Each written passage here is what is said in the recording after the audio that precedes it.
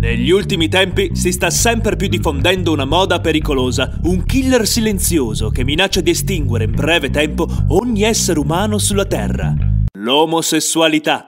Si stima che una persona su 20 sia omosessuale. Cosa dice la scienza riguardo a questa patologia? Non si tratta di una patologia, è un comportamento del tutto naturale. Mi scusi se mi permetto, ma da scienziato dovrebbe sapere che in natura il maschio dovrebbe andare con la femmina per poter fare un figlio. In natura i comportamenti omosessuali sono presenti in moltissime specie, a dimostrazione che non esiste solo per forza lo scopo riproduttivo. Detto così sembra che lei voglia incentivare le persone ad essere omosessuali. Non posso incentivare qualcuno a cambiare orientamento sessuale. Non pensa che in questo modo l'umanità possa smettere di fare figli e rischiare l'estinzione? È del tutto improbabile, dato che la maggior parte delle persone è predisposta naturalmente all'eterosessualità. Mi scusi, ma si sta contraddicendo. Ha appena detto che essere etero non è naturale. Non mi sto contraddicendo, l'uno non esclude l'altro, esistono entrambi gli orientamenti in diverse percentuali. Quindi mi faccia capire, la natura è una e l'altra cosa in base a come si sveglia la mattina. Non sto dicendo le lascio un po' di tempo per schiarirsi le idee.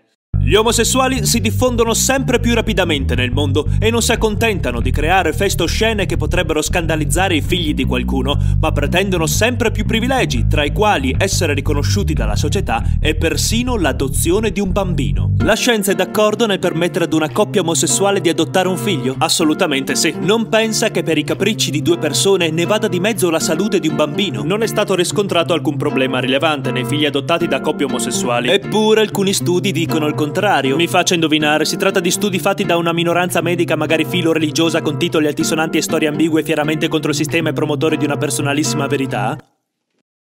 Non serve una laurea per capire che un bambino ha bisogno di un padre e di una madre. Un bambino ha bisogno di un ambiente amorevole che gli dia salute e istruzione. E non pensa che a scuola potrebbe essere preso in giro dagli altri bambini. I bambini sono spesso più tolleranti degli adulti e se poi vogliono prendersi in giro trovano facilmente qualsiasi pretesto. Allora facciamo almeno in modo di diminuire questi pretesti. Ha ragione, allora potremmo escludere dalla scuola anche tutti i bambini cicciotti con gli occhiali e con l'apparecchio. Ehi, piano, qualcuno ha dei traumi infantili. Era una provocazione. Le lascio un po' di tempo per schiarirsi le idee. È innegabile che in questo ultimo periodo l'omosessualità sia diventata una sorta di tendenza. Mai come ora c'è stato un boom di persone improvvisamente omosessuali. Lei non pensa che l'omosessualità sia diventata più una moda che un orientamento? Una persona non decide di essere omosessuale, ma oggi come non mai spuntano come funghi. Gli omosessuali ci sono sempre stati, basti vedere l'ingente letteratura dell'antica Grecia, dell'impero romano, dell'Egitto. Eppure sembra che in questo periodo si sia avuto un enorme incremento. Lei come se lo spiega? Ipotizzo che sia perché prima gli omosessuali venissero bruciati. Questo forse molto tempo fa, adesso la Chiesa si è aggiornata. Ha ragione, oggi si è passato a un più umano isolamento sociale. Se si fosse informato lo saprebbe. Il Papa è vicinissimo a queste persone svantaggiate e anzi si è fatto promotore di una campagna di prevenzione affinché i bambini che mostrano sintomi di omosessualità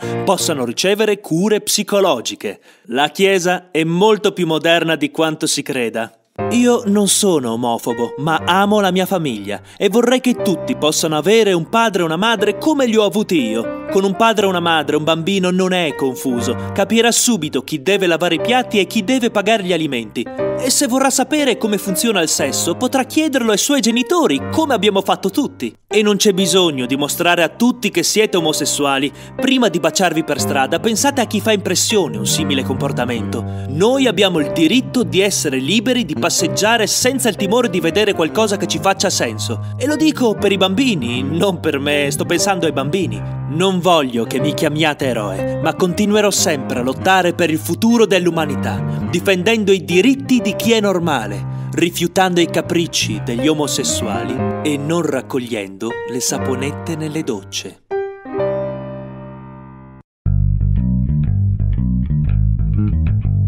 Pronto tesoro, sono Bernarda, facciamo solita ora oggi. Com'è andato l'esame ieri? Poi mi racconti tutto. A dopo, ciao ciao ciao!